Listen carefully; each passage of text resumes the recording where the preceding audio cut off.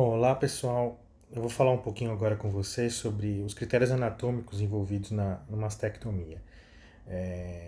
Hoje em dia, os consensos, né, os guidelines, eles citam diversas manobras, tecnologias e procedimentos para fazer a escolha de qual mama tirar, quando tirar, como tirar. Todos eles são baseados em alta tecnologia, às vezes marcadores tumorais, corantes que podem usar tanto a via linfática quanto vascular para fazer um mapeamento de risco de metástase. Mas nenhum deles cita o critério anatômico nos seus pilares, na sua origem. E como o CETAC sempre usou a anatomia a favor do pensamento cirúrgico, acho que seria um desperdício a gente não comentar sobre esses aspectos ligados à anatomia. Então, meu foco não é substituir a alta tecnologia, eu sou super a favor dos novos métodos, mas de tornar útil a anatomia para um pensamento mais que soa mais simplista, mas na verdade ele é mais complexo porque ele envolve as bases morfológicas de uma mão. Então vamos lá. A primeira coisa é definir aonde é esse risco tumoral. E isso também interfere na escolha de fazer a OSH ou VARIEC concomitante antes, de forma preventiva ou mesmo depois.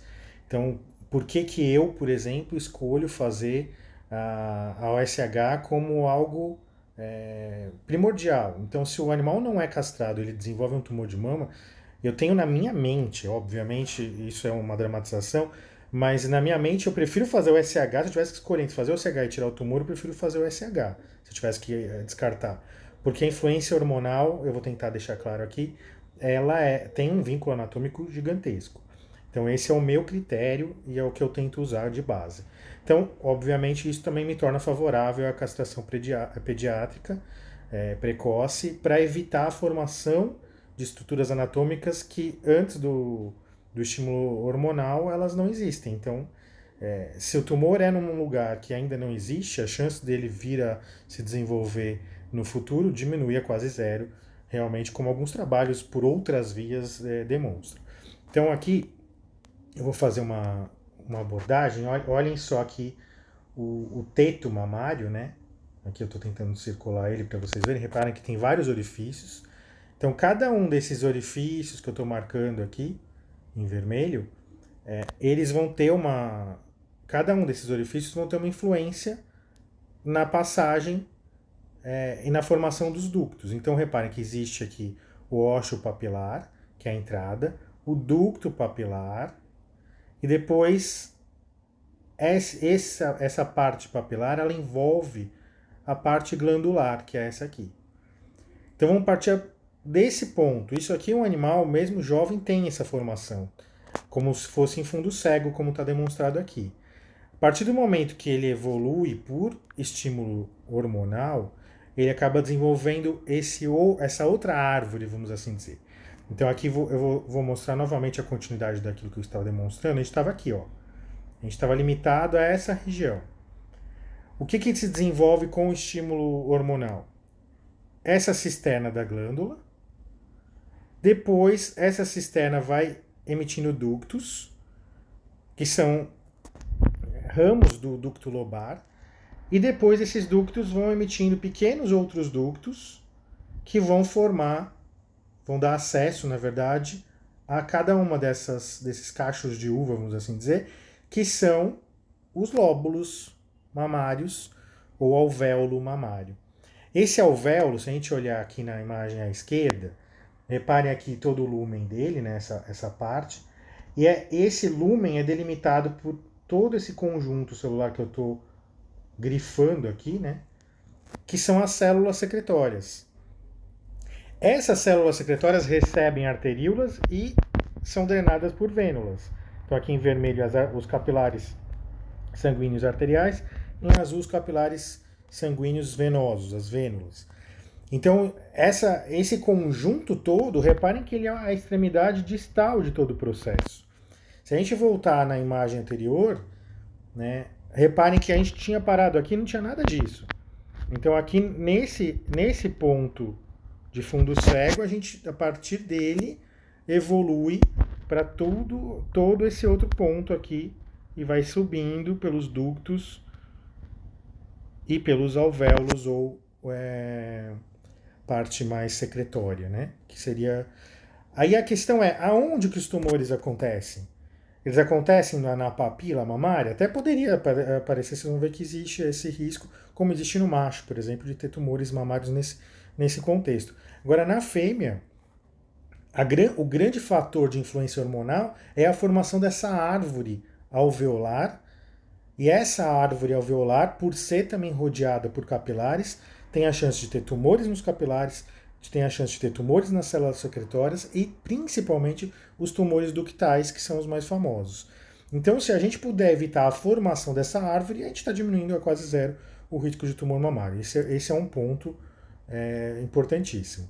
Aqui existem algumas classificações, eu não gosto de pôr texto, mas só para ficar claro, se quiserem dar o pause aí para ver o que está escrito, mas para vocês verem a classificação. Existe esse carcinoma ductal in situ, e existe que in situ está lá estável, e o carcinoma ductal invasivo, que é o mais influente no nosso raciocínio, porque reparem que eles vão iniciar nos ductos do leite, eles rompem esse ducto e começam a invadir todos os tecidos ali adjacentes e a própria árvore alveolar.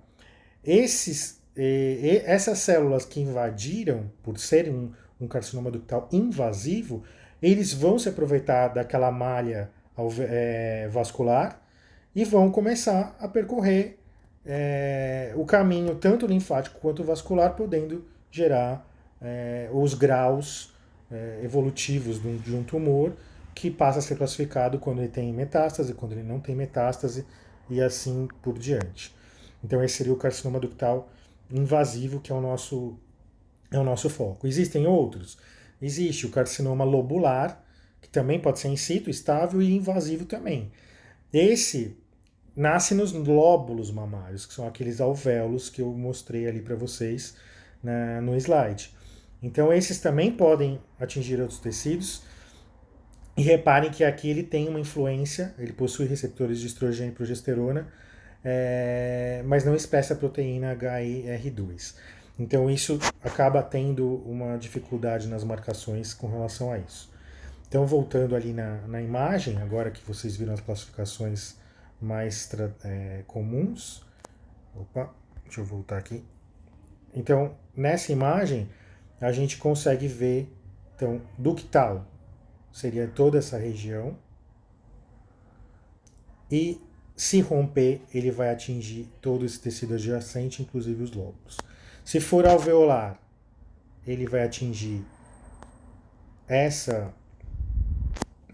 espaço, essas células, e ele pode invadir, se ele for invasivo, ele vai invadir a corrente sanguínea e linfática a partir do lúmen, das células secretórias, e por aí ele vai invadindo também o aspecto vascular.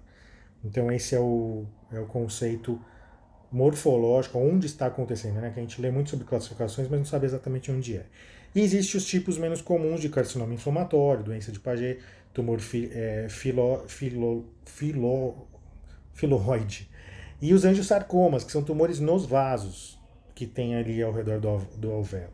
Então esses tumores têm toda uma lista de classificação que é baseada na literatura humana, mas que a gente consegue transferir alguns dos raciocínios.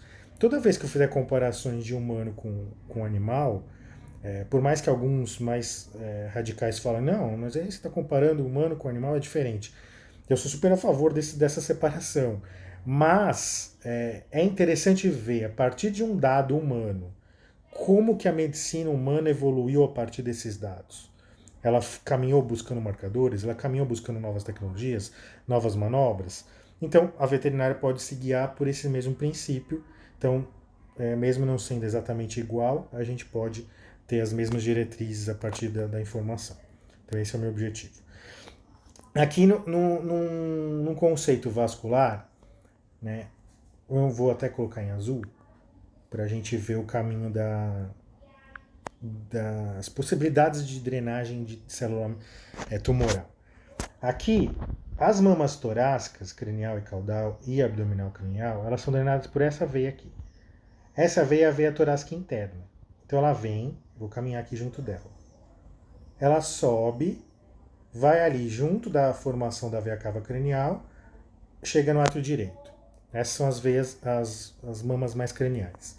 As mamas mais caudais são drenadas por esse tronco aqui, que é o tronco pudendo-epigástrico, que é um ramo da femoral. Então ele sobe pela femoral profunda, sobe pela ilíaca, vem veia cava cranial e segue também para o átrio direito. Então o caminho final é o mesmo.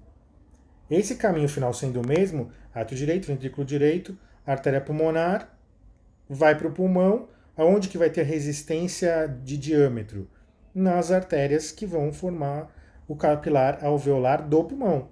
Então a chance de ter metástase pulmonar, ela chega a ser óbvia no aspecto anatômico. Existe chance de ter metástase direta para fígado, intestino? Se vocês repararem, todo esse conjunto é drenado pelo sistema porta, que não tem relação com a drenagem mamária. Então, teoricamente não. Outro aspecto são os ósseos. Então a veia, às vezes, na drenagem, por ser mais lenta do que o pulso arterial, pode subir célula tumoral por represamento para a coluna vertebral, por exemplo. Então metástase em ossos das vértebras é relativamente aceito como metástase mamária. Osteosarcoma em ossos longos também pode acontecer. Então foi drenado ali, acumulou na femoral, pode se aprofundar na drenagem do fêmur e ter um osteosarcoma aqui no fêmur. Em úmero a mesma coisa, pela torácica interna também pode represar e formar metástase em fêmur. Então isso são insights anatômicos de possibilidade, não que isso vá acontecer, mas existe a chance anatômica.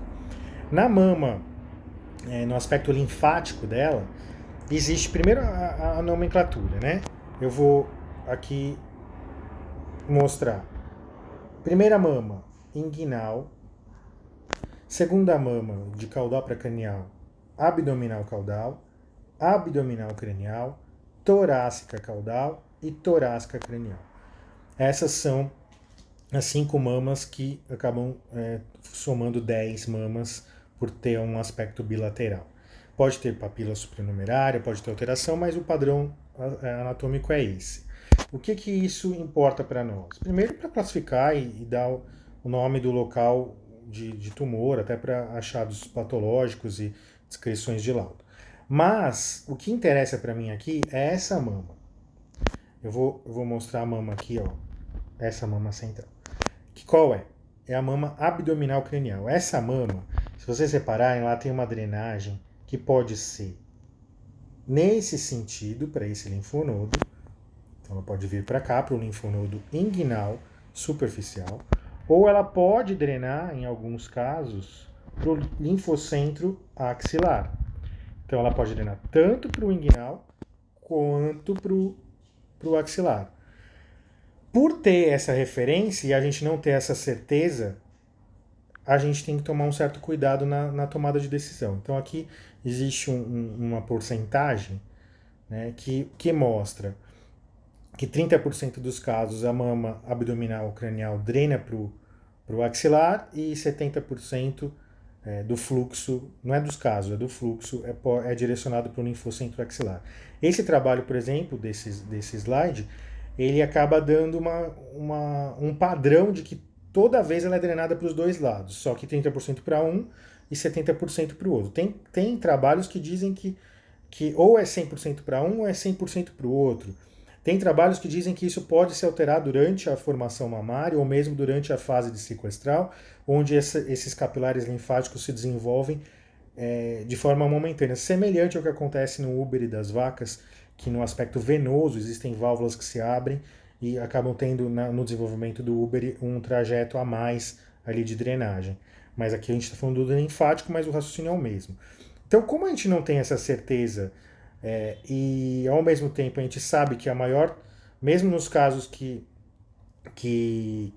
quase não tem influência, ainda assim teria 30% de fluxo, a gente não sabe se a célula tumoral foi para um lado ou foi para o outro. O que a gente pode usar de referência? A palpação do linfonodo.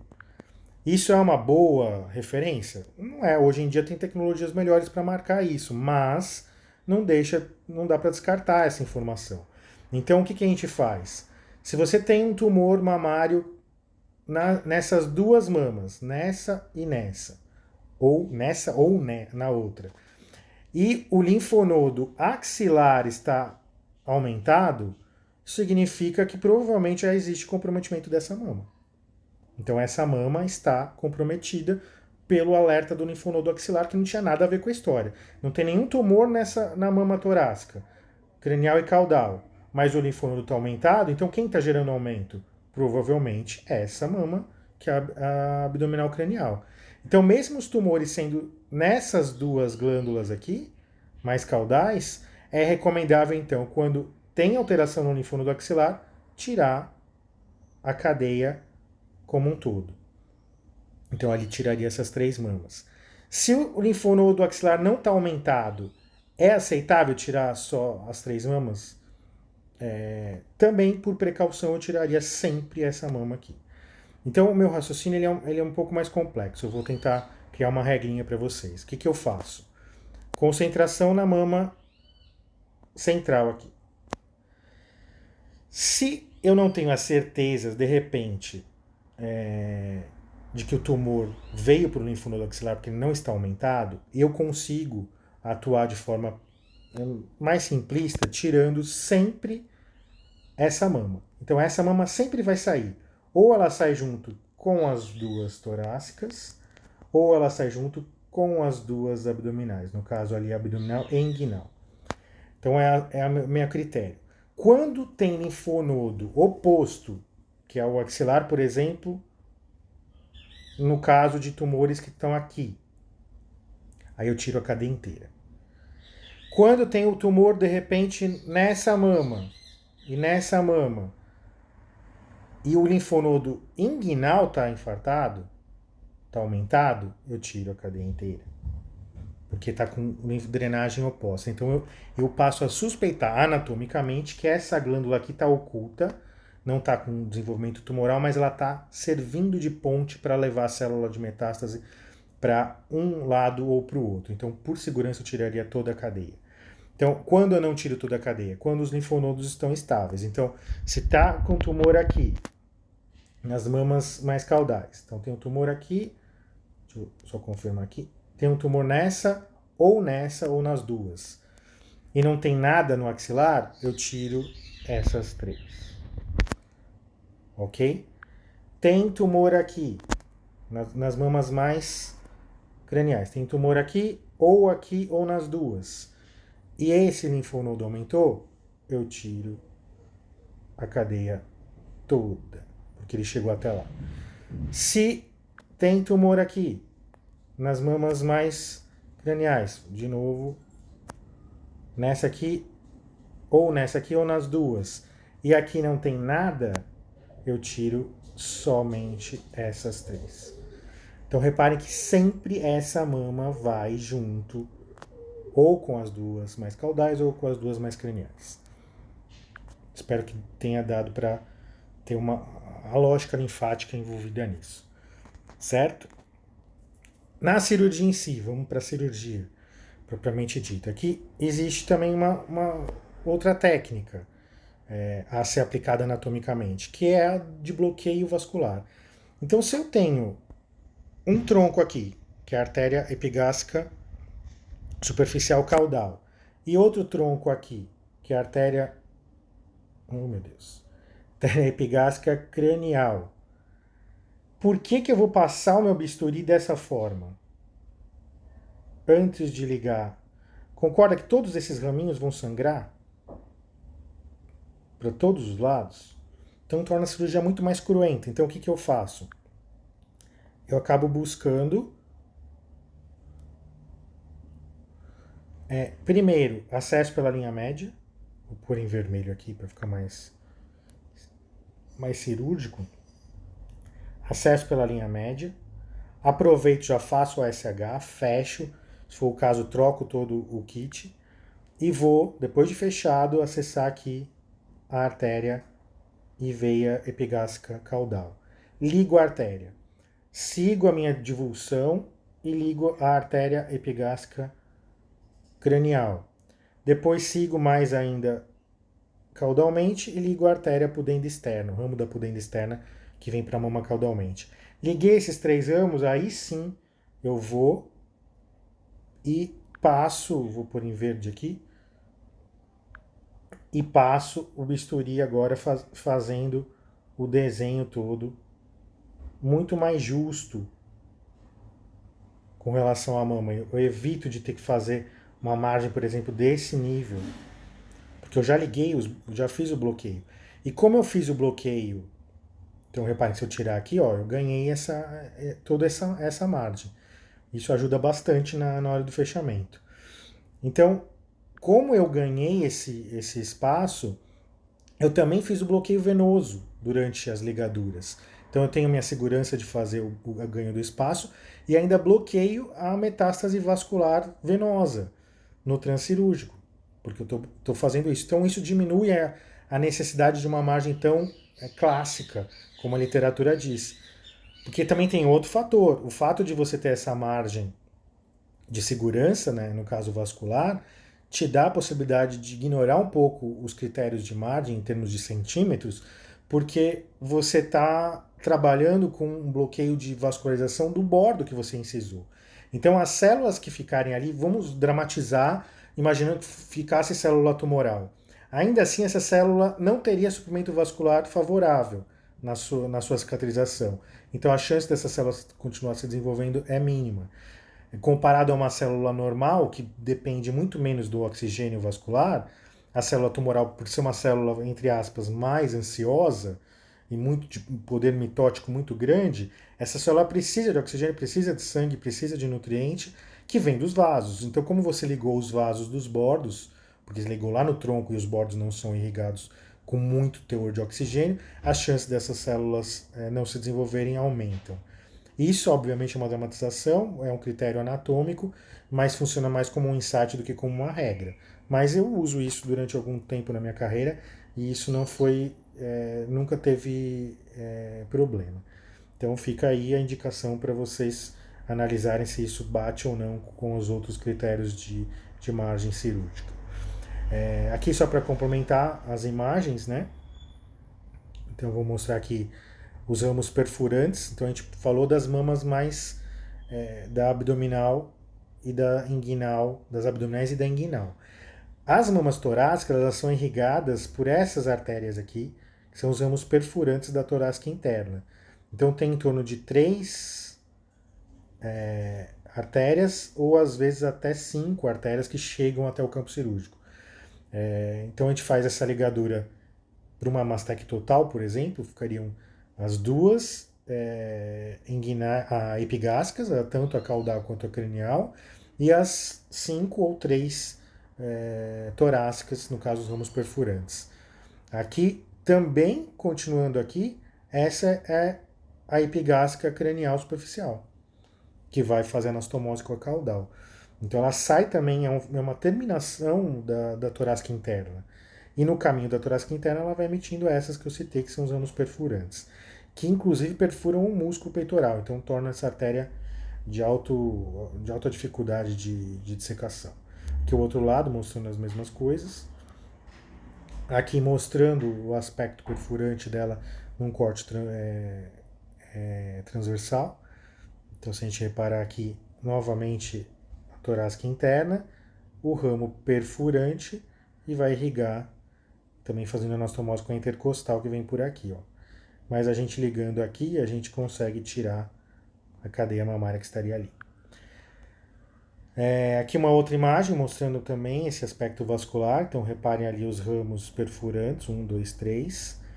A epigástrica cranial e a epigástrica caudal vindo dali. Novamente, o bloqueio é feito nesse sentido. Então, primeiro bloqueia essa, epigástrica caudal, bloqueia a epigástrica cranial, depois bloqueia os ramos perfurantes, sendo 3 ou 5, e aí depois, por último, faz o desenho mamário, né? Então faz esse desenho aqui, podendo colar ali. Lembrando sempre desse aspecto em Y, que eu vou dar ênfase aqui, ó. Se fosse bilateral, a gente faria esse desenho aqui, ó. Então faz esse Y para poder suturar com mais tranquilidade esses bordos. E aí nesse caso tem também a artéria torácica lateral que surge aqui, que é até uma referência para a gente aprofundar e achar o linfonodo axilar que está aqui, ó. Então eu vou tirar aqui, ó, os escritos e o linfonodo axilar ali escondidinho, sendo que o inguinal vai junto com a mama inguinal. Ele sai junto, o linfonodo e o próprio tecido mamário. Então nem sempre a gente consegue individualizar ele. Ele vai embora junto com o tumor e com a própria glândula. Então esses são os aspectos aqui novamente, numa visão lateral, assim. Reparem que é um macho, né? E mesmo assim, mesmo sendo um macho, a gente consegue ver novamente os ramos perfurantes, a epigástrica cranial, a epigástrica caudal e a pudenda, que seria o ramo mais caudal ali. Então essas são as ramificações possíveis que vão nutrir a mama e todo esse aspecto. Aqui outra imagem também mostrando isso. É isso, espero que tenha sido útil, que seja útil sempre com o adendo, né, de que não é o raciocínio que se usa hoje em dia nos congressos de oncologia. Né? Hoje em dia se trabalha muito com marcadores, com imagens de possíveis metástase ou neovascularização indo para a mama contralateral, mas os linfonodos são sim um indicativo clínico de poder de metástase que vale ser sempre pensado ou mesmo confirmado com a alta tecnologia. Então esses são os argumentos, né, anatômicos para ajudar o cirurgião na Mastec. Ok? Obrigado pela atenção, espero que aproveitem o vídeo.